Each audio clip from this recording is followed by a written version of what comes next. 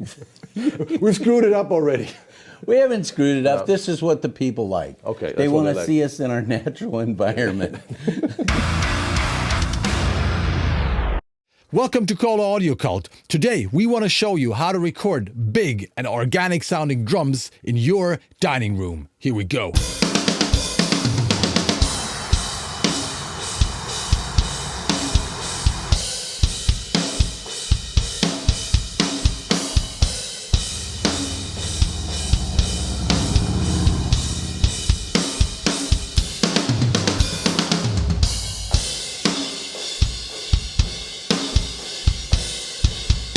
Hello everybody, we are here in Los Angeles, California at Blue Room Studios with the legendary Bob Marlette. How you doing? A gentleman and a scholar you are. Yes, Thank you. yes. Thank you. Such an honor to meet you, man. Thank you very much. Technically, Woodland Hills. All right. Yeah, I'm just saying. Yeah, this guy has worked with a lot of legendary artists from hard rock, heavy rock, right? Like Ozzy Osbourne, Alice Yeah. Cooper, up to more modern metal. So Yeah. You've done work with Il Nino, Atreyu, bands like that, right? Shinedown, Saliva, Seether.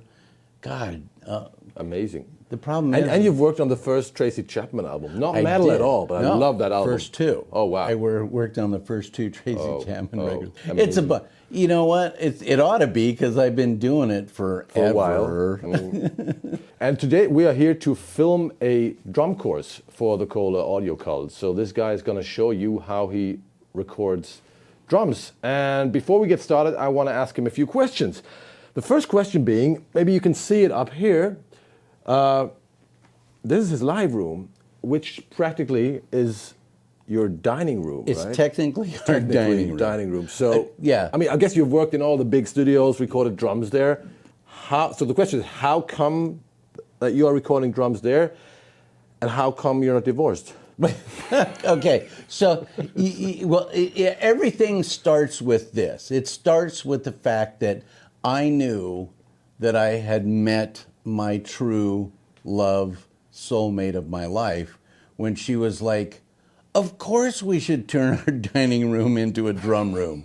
And of course we should put tie lines in and put the snake through the roof and the ceiling and put cameras in and big TVs so that's how you know you're with the right woman. Isn't that romantic? Yeah. It is. I married as I put it, I won the wife lottery. Because Congratulations. it's a bit of a lottery, you know. It's like, and luckily I won. So I can already tell, I've heard it, it sounds great, but tell me the story. Okay, here's really what it's about. We didn't know, because it was our dining room. So it's not like when I bought the house, I went, oh my God, drum room. No, it was like, wow, what a cool, because if you'll notice, the thing that works about the dining room so much is there's lots of brick, it's hardwood, and you can't really see it from the camera angle, but there's lots of sort of weird angles, and there's a vaulted ceiling, and it's really a high ceiling. So I felt like it sounds bigger than it looks. oh So yeah, there's a lot of reflections. It sounds so huge. People are like, dude, that thing's massive. It's like, well, it's it's nice size, but it's not like big. Yeah. And I use the analogy. It's a little bit like Townhouse Studio 2 in London, because I used to make a lot of records there back in the day, and that's where they did right, Yeah. and it's the same thing. It was primarily hardwood floor surface, and brick and weird things, but it wasn't very big at all, right? Okay. And it's the same thing. So the misleading thing a lot of times with drums is the fact you walk into a studio and it's huge, but it's dead as a doornail. Exactly. You're like, clap your hands, and it's like, the air is, and you're like, what's up with it, But you get into a small room and you're like, When I designed, or when I had someone design my live room, which isn't that big, but it's pretty high, we had this idea of not using any high-end absorption. So it's a professionally designed room, but there's only bass traps, so it wouldn't be boomy or anything, only bass traps and only diffusers and angled. So it sounds like a gunshot. If you clap there, it has this pow. Yeah. And it's a same thing, principle. It sounds way bigger than it actually is. The audio designers on this room were the builders of the house in the 1962. You were just lucky, right? It was just all, you know. But, I mean, the truth is I've been kind of that way about a lot of things in studios. It's like, I'm not really obsessed with having but this angle is the perfect in the way this is. It's like, yeah, but does it sound good? It's like, of course. I don't care. I don't really care about all the other things. The only thing that matters to me, and this has been my whole life in music, what does it sound like? What's the song like? Yeah. What's the performance like? How's the singer? Is it working or not? It's that simple. And do you sometimes go back to like bigger studios in LA or something, or are you doing pretty much everything, all drum tracking here? The truth is that I everything that I need to make great records is on this facility. Yeah. It's on this property. I love working at Henson. I love working at Blackbird in Nashville. You know, there's still studios around the world that I really love working at. The other, and this is kind of sad and tough, but it's the reality. The other driving force is that budgets for records just don't allow us like they did in the old days. Yep. You know, I used to make a record in the old days. I'd have $300,000 to make the record. You know, I'd have $500,000 to make a record. Incredible. And now it's like, all right, are you okay with 50 cents? You know, it's like, we need the whole we need 10 songs, possibly an 11th for the bonus, right? But we only have $1, you know. Right. And so something's got to give. And you know, I was sort of pretty far ahead of the curve because I've had a studio in my house, my various houses, for literally since the 80s, you know. It is driven by budgets, but it's also driven by this is my world. Yeah. And I have designed and built my world to be exactly perfect the way I want it. So, and I've been lucky enough to be able to facilitate this, you know. And so I have the very best that you can get of everything, but I just have it in my environment. So, Awesome. And, you know, it's like after years of doing it, it's like I know exactly what this room's supposed to sound like. Yeah. You know, when I listen and I mix here or whatever I'm doing, I just know what translates. Tell us something about today's drummer and today's song. Today's drummer is the lovely and talented Chris Marlette. Bingo. Yeah, there's the operative thing, Chris Marlette. Coincidence, you both had the same last name? Yeah, I know. Isn't that what a coinky dink? So it turns out my son is an amazing drummer, and Chris actually, we were just talking about this the other day. He started with me over a little over 10 years ago. His first, because he started as my assistant, you know, my editor, my assistant, my right-hand man.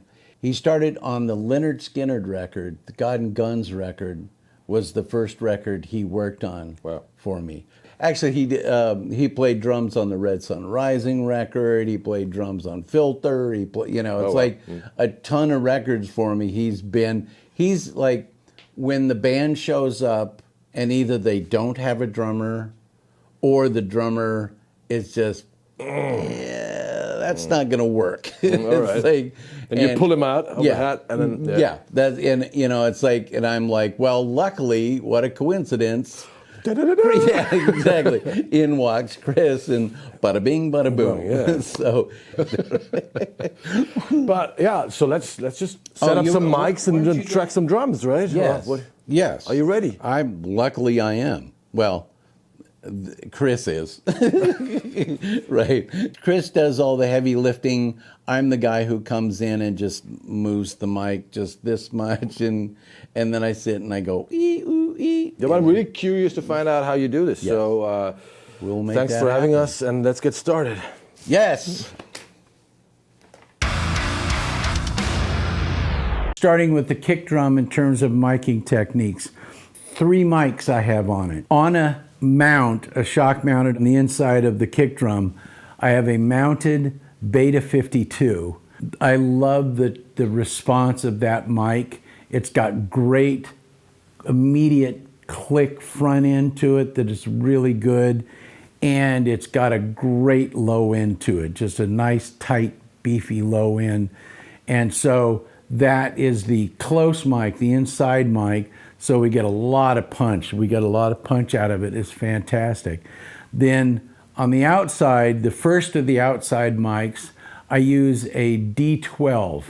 Now, it's not the D112, don't get confused, it's a D12. And this mic is absolutely a phenomenal kick drum mic. It's so good, and it's just so handy. The other one we use is a 47 FET, because it's another mic that is just like, just so wonderful for kick drum.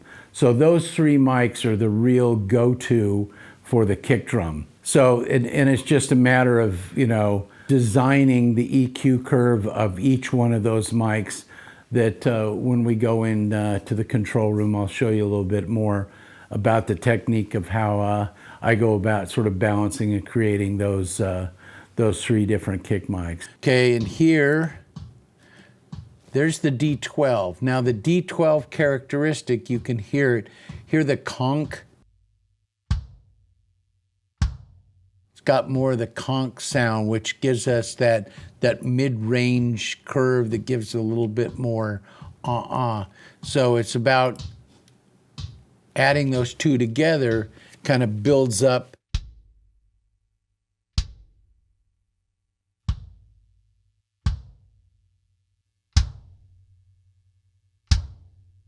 and then I duck a little bit, like around 360 to 400 in that range. I want to duck. That's a little bit of the ugly, honky part of the kick drum. So we want a little bit more ting.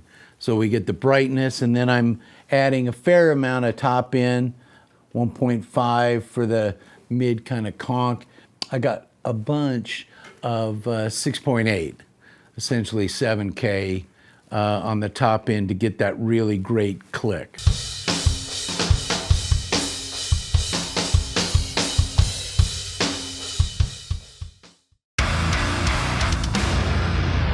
And you can download the drum multitracks of one entire song to understand how he gets his tones, to understand how he's working with those tracks, and to fiddle around with those tracks yourself and make your own drum mix. And you know what? If you get this course, you will also get some free samples from Bob Marlette. He recorded samples of the DW custom-made kit that he is using, a great sounding drum kit. And he recorded samples of that legendary Tama bell brass snare everybody loves so much. And finally, you can watch me unboxing Bob's drum tracks. So you're not only getting his perspective, you're also getting mine. I'm opening those tracks and I'm pre-mixing them, and I'm showing you how I would treat those signals, how I would EQ them, compress them, which room and reverb I would add.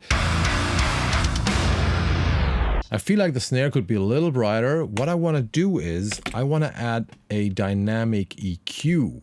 The reason being that I don't want to add more cymbals to that track. There's a lot of bleed already. I just want the highs to come in whenever he hits the snare.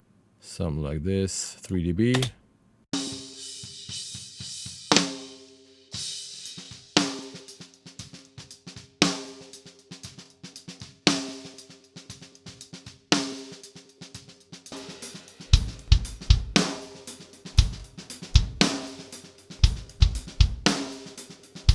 I'm sure in this course you will learn a lot about getting great drum tones the old school way, with real drums and real microphones.